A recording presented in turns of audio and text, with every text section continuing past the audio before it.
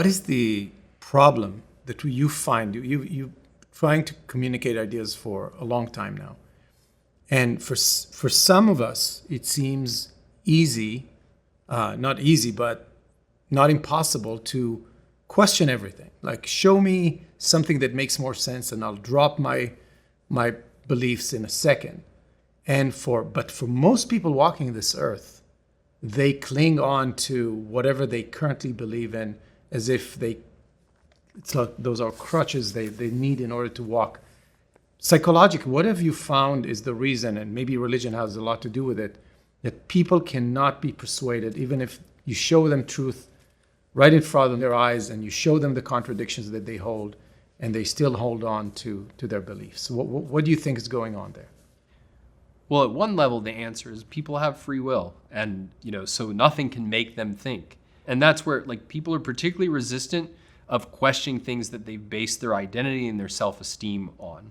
And a lot of people have based their identity and self-esteem on the approval of others, the approval of their parents, the approval of their peer group, and that makes them not question.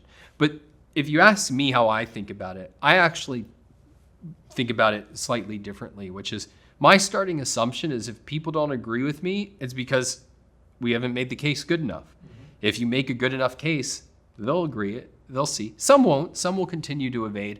But I think in many ways it's just we haven't made the case well enough, and that's what gets me up out of bed and writing the books that I do. Of I see this. It must not be obvious to other people. Can I make it overwhelmingly obvious, such that, oh yeah, of course, that's the reaction a person should have. If I've done my job, is of course. What are the opportunities that you see that you didn't see maybe 10, 20 years ago? And what still are the main obstacles in front of us? Well, I'll start by Dan Sullivan, that coach that you had us do that unique ability exercise with. He has this concept he calls the gap and the gain. And both perspectives are important, but we often focus on the gap. The gap is where I am versus where I want to be. And he says, you need that because that's what orients you and that's your ambition, right? But if that's all you focus on, you're going to feel really dispirited because that gap's always going to be there and it will haunt you. You need to focus on the gain. Where am I versus where I was? And when I think about objectivism as a movement, I got involved in the mid-90s. I think aside from Ayn Rand's books, during the whole of the 90s, objectivists published, 4 or 5 books that I'm aware of. I've written more than that just myself, in the time sense, but there's more intellectuals doing more work, having more influence than ever before. ARI has grown by leaps and bounds. When I got involved in objectivism, the first thing that I did was I wrote a letter to the Institute saying hey, I'm 15, I'm super excited.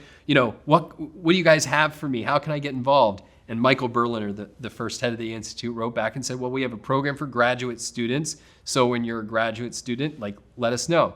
Well, I'm 15. I don't even know what graduate school is, but I certainly know it's not, for me now. Today, the moment you encounter Ayn Rand, there's a golden path laid out for you to learn everything that you can. It's all at your fingertips, all kinds of programs to educate you. If you want to have a career as an intellectual, which I did, hey, we'll actively help you do it. We'll work with you. We'll give you money. We have, even jobs available depending on your, that amount of growth is amazing. And so when I think about the gain just in that short amount of time has been enormous. And, where I think the opportunity is, honestly, at the end of the day, I think the biggest opportunity is get more people to read Ayn Rand.